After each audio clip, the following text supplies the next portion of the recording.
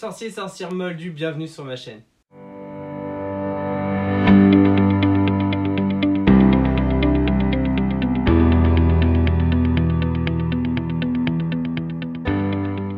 On se retrouve aujourd'hui pour la dernière vidéo de cette petite série de DIY que je vous présente sur ma chaîne depuis maintenant quelques semaines. En effet, durant le confinement, j'ai décidé de vous présenter un DIY par tome de la saga. Si vous n'avez pas vu ces précédentes vidéos, je vous les mets toutes en description, n'hésitez pas à aller jeter un coup d'œil si cela vous intéresse. Et avant de passer à l'objet du jour, je souhaitais vous remercier pour tous les retours positifs que vous m'avez apportés sur ces différentes vidéos. Vous avez été nombreux, notamment sur Instagram, à partager mes créations et cela m'a vraiment fait très plaisir. Ça a permis à un très grand nombre d'entre vous de découvrir ma chaîne et vraiment merci de vous être abonnés et de suivre mes aventures sur YouTube et sur Instagram.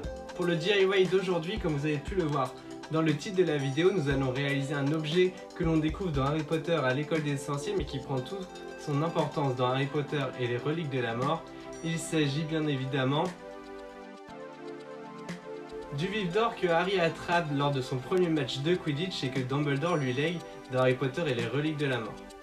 Vous allez voir, il ne vous faudra vraiment pas grand chose pour réaliser ce petit vif d'or et en plus de ça, comme dans le film, il s'ouvre pour vous laisser apparaître la pierre de résurrection. Je vous explique tout de suite comment réaliser ce petit objet, c'est parti. Pour le vif d'or, il vous faudra 2 balles de ping-pong. Sur la première, je viens dessiner le motif que je reproduis à l'aide de cette vision du vif d'or en 3 dimensions. Si cela vous intéresse, je vous mets le lien dans la barre d'infos.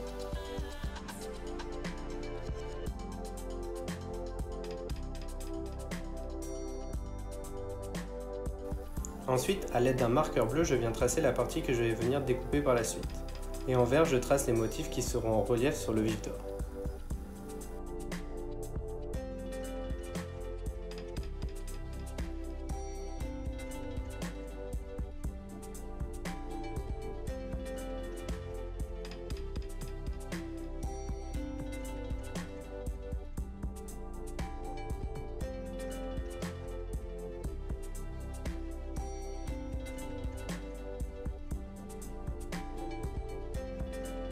A l'aide d'un cutter, je viens ensuite délicatement enlever la partie en bleu. Comme d'habitude pour les objets tranchants, faites très attention et demandez de l'aide à un adulte si besoin. Une fois la partie enlevée, je peux glisser la deuxième balle à l'intérieur de la première et je viens y dessiner la partie à découper et les motifs en relief comme pour la première.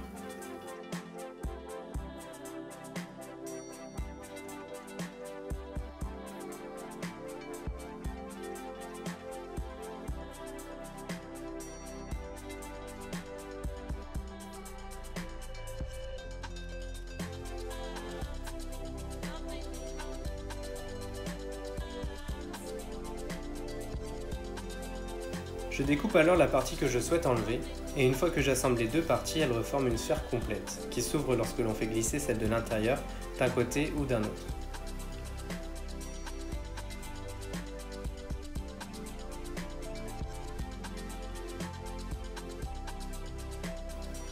Pour les motifs en relief, j'utilise simplement d'anciens câbles d'écouteurs. Je viens les coller à l'aide de colle forte aux emplacements que j'avais tracés en vert. Faites très attention de ne pas vous en mettre sur les doigts et utilisez des gants si besoin.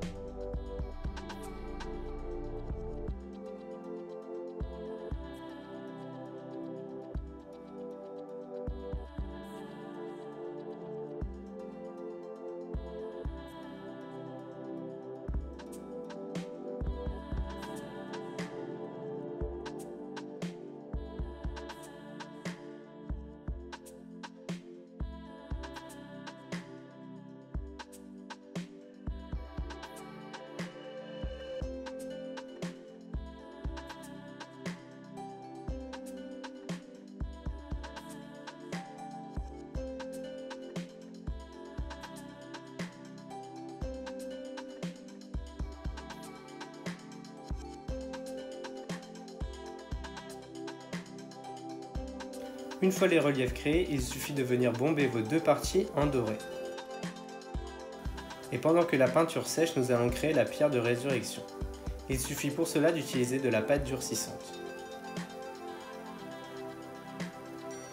Créez deux petits morceaux, donnez-leur la forme souhaitée et ensuite venez les assembler pour que ce soit plus simple.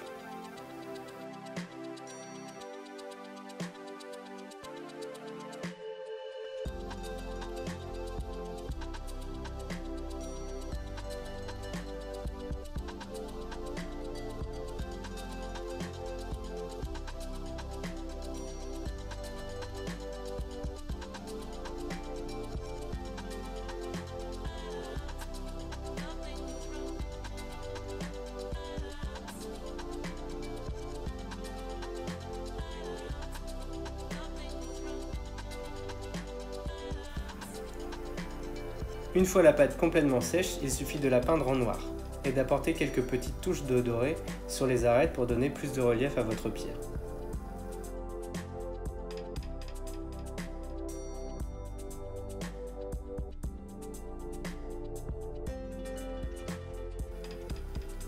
Ensuite, avec une peinture grise, il suffit de tracer le signe des reliques sur la pierre.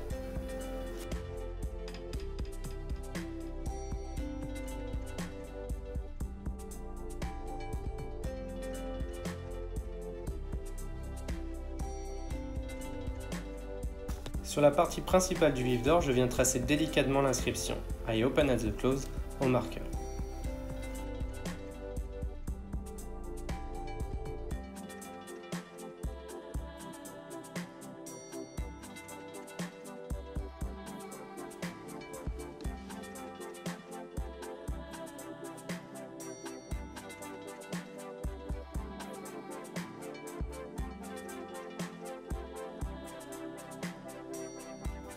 Et à l'aide d'un petit pinceau et de peinture dorée légèrement différente, j'apporte un petit peu plus de relief sur le vif d'or.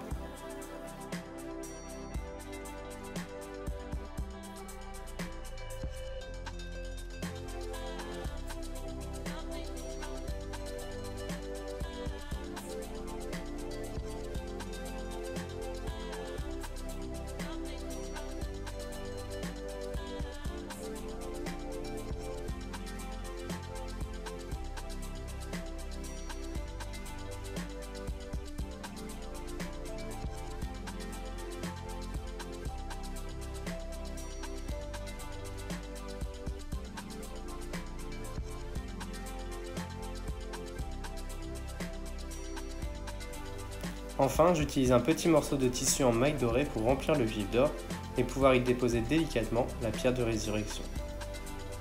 Avec cette étape, votre vif d'or est terminé.